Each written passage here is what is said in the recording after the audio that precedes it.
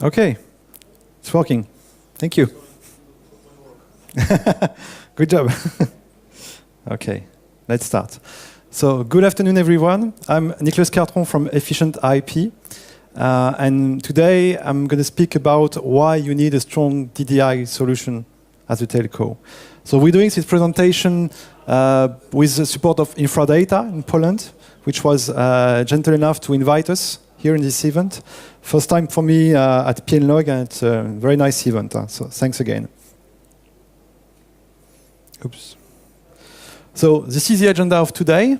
So first, I will just, in a few words, present EfficientIP so that you know who we are.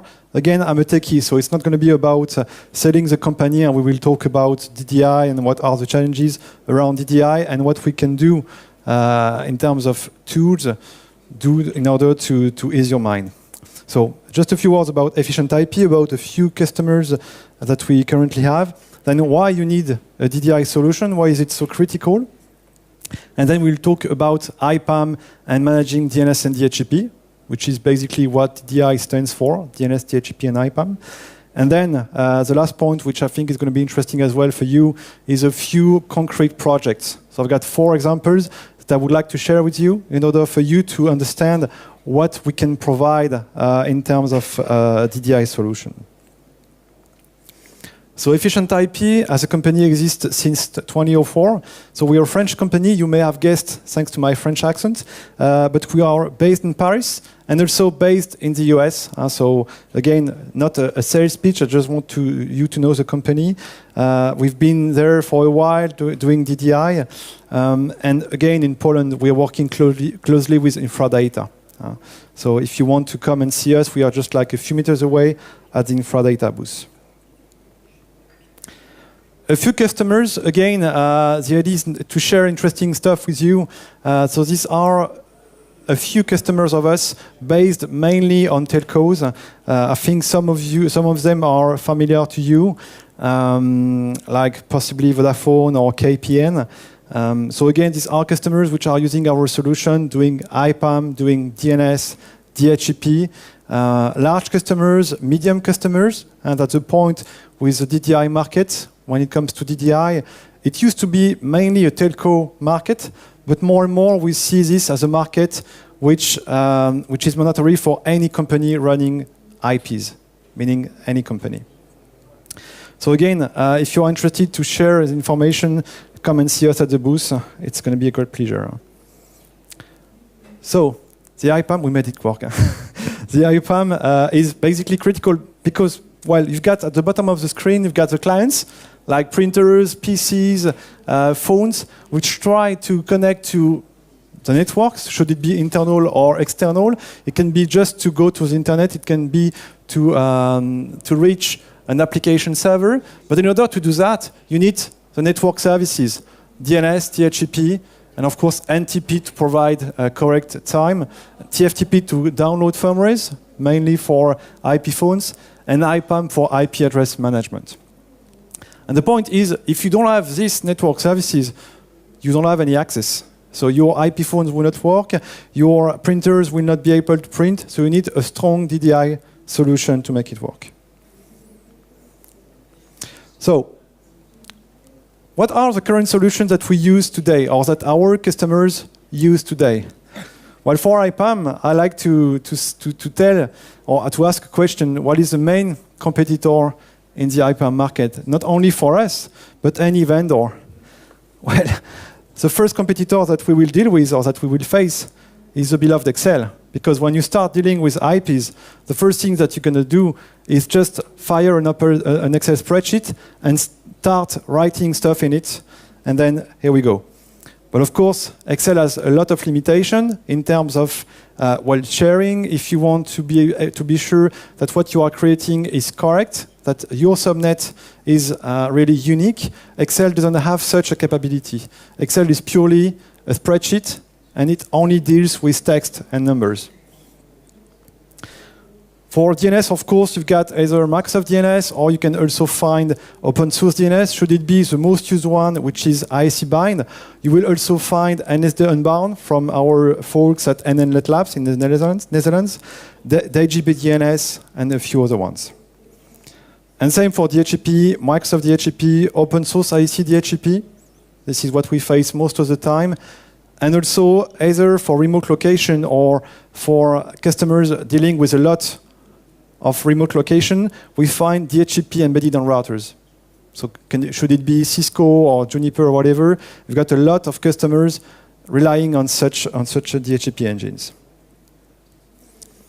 So the idea, and this is the abstract of this presentation, is that we found out that these DDI solutions are not enough. And of course, this is why we want to bring a solution. But let me just explain first why we found out that these solutions are not enough, not efficient enough. Well, the first thing that it's difficult to deploy. So when you try to deploy something, you need to have the expertise. You need to know exactly what you want to do. And you need to do it at any level, installing the operating system, dealing with the application. So it's everything but easy. Then, of course, you need to know, in terms of disaster recovery, you need to have something in place, HA, arguability, failover, call it like you want, but you need to have such a solution in place, meaning that, again, you rely on your own engineers to do it for you. Of course, no advanced security mechanism, and this is, I would say, the main point, the automation, meaning that a DDI solution will allow you to do one action, like create an IP in IPAM, and then have this IP pushed to the relevant DNS and DHCP servers. Meaning that, again, if you compare with Excel, if you do something in Excel, it's not linked at all with any other engine. So if you create a new subnet, you then need to jump to your Microsoft console to create a new subnet or to create a new zone, a new scope, and this is it. So you've got no automation at all. And of course, you've got a huge risk of mistakes. You could say, okay, I've created this subnet in my Excel spreadsheet, but I forgot to create it on all the relevant servers as a river zone on DNS. And the last point, which is, well, pretty much the same, is you don't have any global consistency. Meaning that, again, with Excel, when you create something, the system will not tell you, hey, the .257 IP that you're creating is not an IP. So you should not do it. You've got no way to do that, easily. And on top of that, you can also introduce IPv6, because IPv4 was, let's say, manageable, not perfect, but manageable with some headaches with IPv4. But when you bring IPv6 on board, good luck. Because the first thing, of course, as you know, an IPv6 is complex. You've got a lot of mistakes that you can do when you manipulate such an IP. And for instance, I've just taken an example, a basic one. If you consider this IP, which is uncompressed, can you tell me if it's really different compared with this one, or this one, or this one, or even this one? That's the same. That's the same IPv6. It's just compressed at different locations, but that's exactly the same IPv6. So meaning that, again, dealing with basic tools, it's quite tough to be able to differentiate these 5 IP addresses. So the question, of course, I think you start understanding is, why would I need a DDI solution? Again, this is mainly just to explain you that, of course, networks are getting more and more complex. You've got, all the cloud stuff that everybody is speaking about. But the cloud is just more and more virtual machines, more and more IPs, more and more troubles to deal with. So you need a tool to be able to manage these devices in an easy way. IPv4, IPv6, and I know IPv6 is a huge trend here at PLNOG, so we see more and more requests. It used not to be the case for IPv6, because of course we do provide IPv6 services, DNS, DHCP, IPAM, all our products are v6 ready, and we see more and more requests from customers and prospective customers to do that. But of course, as you know, it's a shame, but we don't have a magic button which allows you to push it and then move away from before and switch to v6. So you will have to maintain and to manage this transition, and to do that, again, you need a tool to allow you, to help you. Again, DNSSEC deployment, a few points I'm going to skip because this is less important. Okay, so in terms of IPAM, the first thing you need to do when getting rid of Excel is to have a tool which allows you to design, and this is the title of this slide. You need something which allows you to design an IP plan. And this design starts with a space which allows you to manage a unique IP plan. And in that case, of course, it can be V4 and V6. And you need to be able to manage as many IP plans as you want. So meaning that in that case, I've got only a few levels, like blocks and subnet and pools, but I could drill down or have as many sub-levels as I want. I just don't care. It's going to be efficient for me.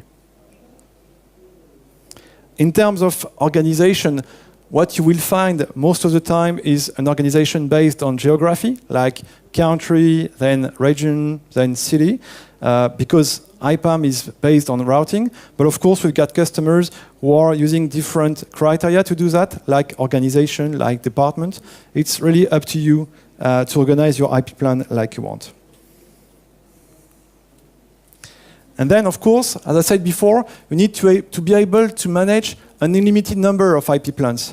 Because again, dealing with IPv4, you all know that we've got less and less public IP addresses, meaning that we rely more and more on private ones. RFC 1918, 10/8, 192.168/16.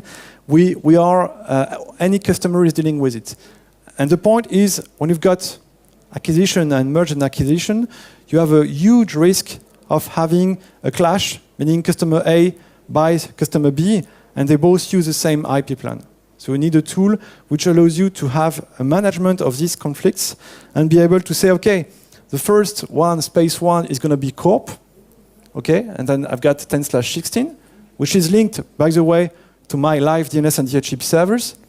And the second space, let's call it prod, it could be a second customer, has also a 10.0/16 and is linked to different DNS and DHCP servers. So that's, again, the basic of an IPAM solution. But the point is, again, dealing with our customers, we are clearly listening to our customers.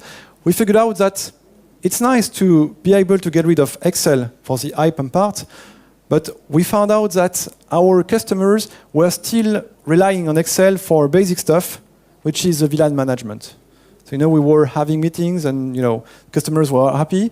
And when they wanted to assign a VLAN, they had to, again, open Excel because they were dealing with Excel for their VLANs. So again, what we've done is just implementing a VLAN solution directly into the product, which allows you to have your VLAN into the product. That way, and this is again a key point when you consider a DDI solution, you need to be able to directly assign your VLANs from the subnet, from the IPAM solution. That way, when you assign a subnet, you not only deal with a normal DDI process, but you also ensure that this subnet is going to be linked to a VLAN, and this VLAN either already exists, you know that you want to use a VLAN 42, and this VLAN already exists, or you want to find a free VLAN. And again, a good DDI tool should allow you to do that. The next point, and this is one step further after the VLAN, so we spoke about the IP, so the basics, layer 2, layer 3. What again we found out dealing with customers is because of more and more IPs, it's getting more and more tough to have a unique view on a specific device. We've got more and more VMs, more and more servers with 20, 50 IPv4, IPv6 addresses. And the idea is that you don't have any way to say, okay, show me all the IP addresses which belongs to this specific VM server. It's just not possible. It's very tough. So a good DDI tool should allow you to manage your device at the device level, meaning that you start with all your devices. You will have a list of interfaces. These interfaces will have a MAC address, and this MAC address, of course, is going to be linked to IPAM and the IP addresses. That way, if you want to find out all the IP addresses and interfaces behind a specific device, you just go into this device and look at this device, and there we go. And the last point, of course, is that thanks to this one, you should be able to see, okay, this device has 3 interfaces with, let's say, 20 IP totally, and I want to see what is the link to my switch. So again, it's not only about having a view on your device, it's also being able to see to which switch it is actually connected.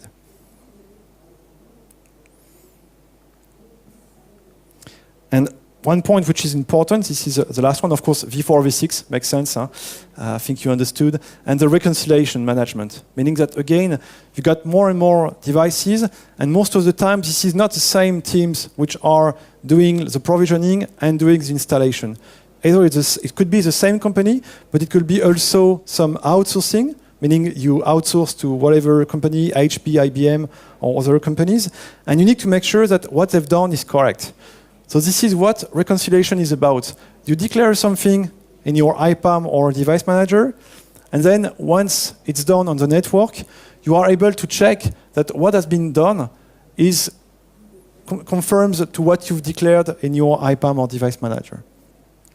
Meaning that if someone says, you say, okay, this device is going to be connected to the first switch, first port, and then your reconciliation shows you that it's second switch, first port, you will get an alert. So that's basic, but at least it allows you to see where you've got problems.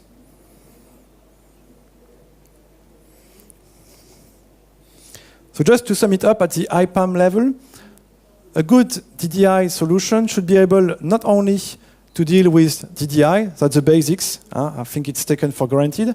You should also be able to manage your VLAN as well as the devices.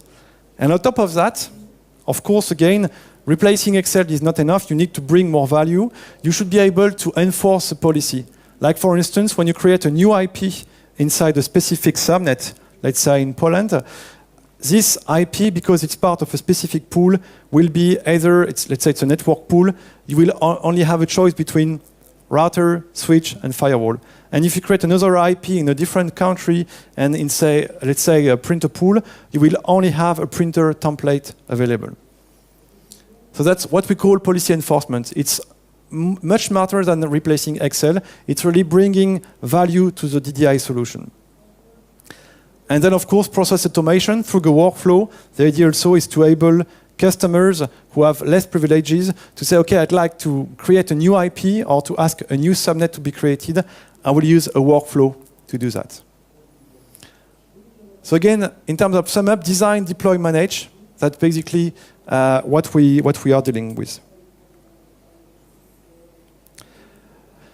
The next one is more about how to enhance the DNS and DHCP management.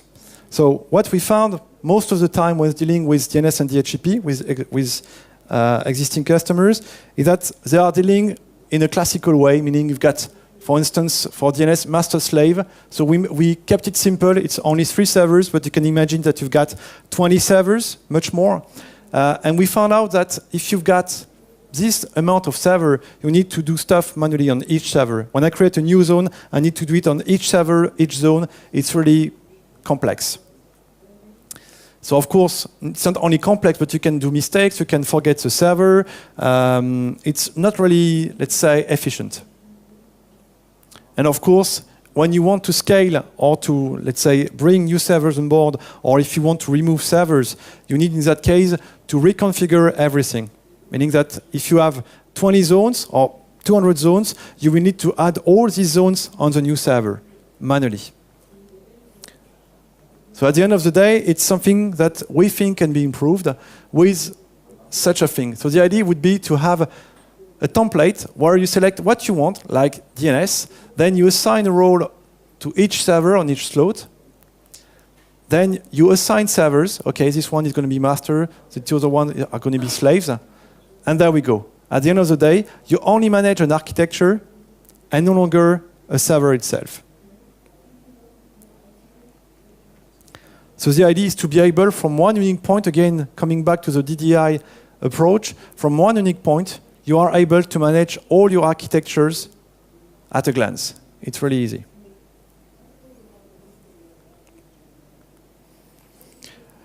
In terms of, I skipped the previous slide because it's purely the product, so I don't want to speak about it. In terms of reconciliation, we spoke about the reconciliation between the device and the IP. The idea there is more at the IP level. Let's say I declared something in IPAM. This IP should be linked to a specific MAC. I should be able, with a tracking system, to know on my network what currently exists. Like this device, which is tied for the IP1 to this one, IP1 to MAC A. On the network, it's a different story. I can see the same IP, but it's linked to a different MAC. So again, when you deal with provisioning, you don't have any view. If you start just doing the provisioning, you need to ensure that what is done after is correct.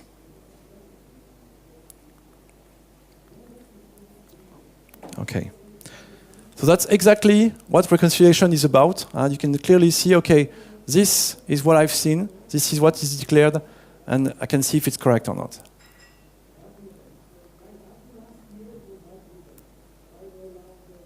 Okay. Okay, this will be my few more slides, and I think this one really makes sense.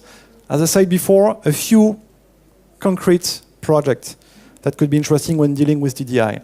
So the first one is purely an overlay solution, meaning that you just want to keep your existing DNS and DHCP, and you want to be able to manage them.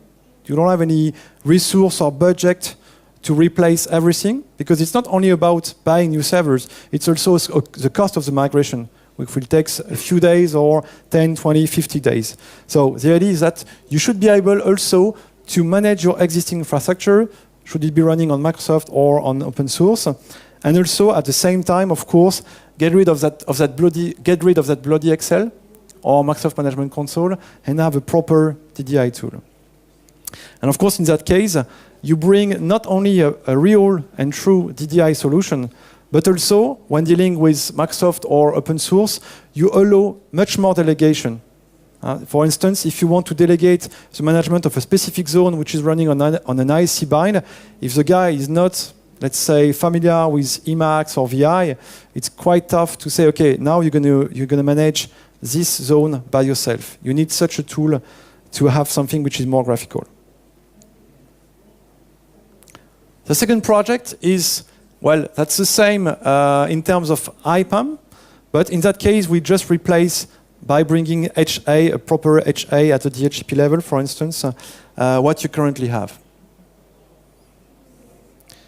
The third one, which makes sense when it comes to dealing with architecture, is what we call Internet DNS, meaning that you know that the most used one in terms of architecture is DNS slave, and you know that you have, in terms of best practices, a so-called stealth DNS, whose goal is just to allow you to hide your master DNS, should it be behind a firewall or whatever, and only publish on the internet slave servers. One of them, the blue one here, pretends to be a master, and it's named the pseudo-master, but what the users on the internet see are only the blue servers, which are our slaves. The idea is just to say, okay, if someone wants to compromise or to attack my server is just a read-only database. I don't have any way to modify the configuration, and even so, I would have a management pushing back all the configuration from the hidden master here in orange to the servers. And this you can do it, in that case it's just a basic example with 3 locations, New York, London and Paris. You can do it on a DMZ, which is what makes more sense, but you could also do it internally if you want to secure your own environment. And the last one is basically a data center. So of course, a data center, you will find DNS services. So we will be talking about availability of DNS services. We will also talk about DNSSEC, this kind of stuff. But what is important when dealing with a data center is going to be the IPAM and discovery part. You need to precisely know which IP addresses are used, which IP addresses are free. Should it be private or public? That's the same, but you need to have visibility. And on top of that, you need this famous reconciliation that we talked about, which allows you to see, okay, this is what I've declared, and this is what exists on my network. Especially when dealing with data centers, you need to ensure that what you are what you have declared is exactly what you found on your network. Of course, in terms of what we can detect, you've got IP addresses which are not used for a long time, or whose port allocation has changed. For instance, it used to be on this port and now it changed. And this is really useful when dealing with data center migration. You know, you unplug a lot of racks, a lot of switches, servers, and you think you've got a good picture of the connections. And when you plug back everything in the new location, something is not working. The idea with such a solution is to allow you to kind of go back in time, like in Time Machine, and to look where this specific server, who is not working anymore, used to be connected. Okay, this is more our solution. As I said, the idea is more to talk about technical. This is more about our solution, so IPAM. So again, any question, we are just a few meters away at the infra data booth. And this is, I would say, a sum up of what a DDI solution should be able to bring you. So thanks for your attention. Are there any questions? I think we have a microphone for the questions. Are there any questions related to this presentation?